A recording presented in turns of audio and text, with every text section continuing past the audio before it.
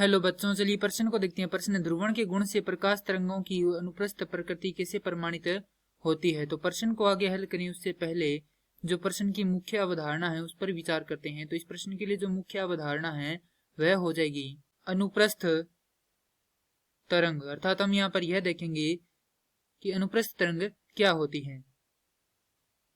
तो वह तरंगे जिनके दोलन तरंग संचरण की दिशा के लंबवत हो वह विभिन्न दिशा में हो, अनुप्रस्थ तरंग कहलाती है। अर्थात हम यहाँ पर यह देखें तो जो तरंग है वह कुछ इस दिशा में संचरित हो रही है, तो इसके जो दोलन है वह कुछ इस प्रकार से होंगे। अर्थात जिसके जो कण है उसके दोलन कुछ इस प्रकार से लंबवत दिशा में होंगे।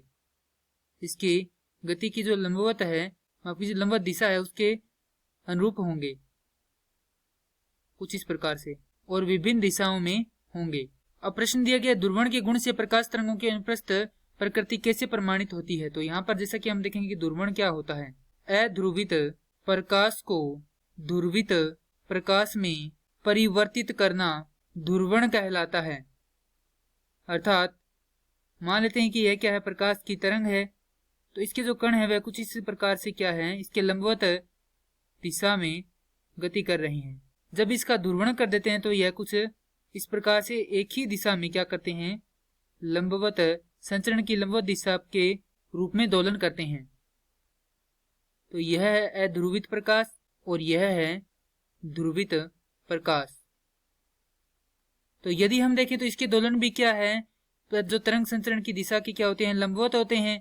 तो यहां से हम लिख सकते हैं कि ध्रुवित प्रकाश अनुप्रस्थ प्रकृति के होते हैं, क्योंकि ये क्या होते हैं, संचरण की दिशा के लंबवत दोलन करते हैं। और ऐसा ही किसमें होता है, अनुप्रस्थ तरंग में होता है, जहां पर अनुप्रस्थ तरंग की जो कण है वह क्या करते हैं, तरंग संचरण की दिशा के लंबवत दोलन करते हैं। अतः दोनों की प्रकृति किस प्रकार की होती है, अनुप्रस्थ प्रकृति होती है। मैं आशा करता हूं कि यह प्रश्न आपको समझ में आया होगा। धन्यवाद।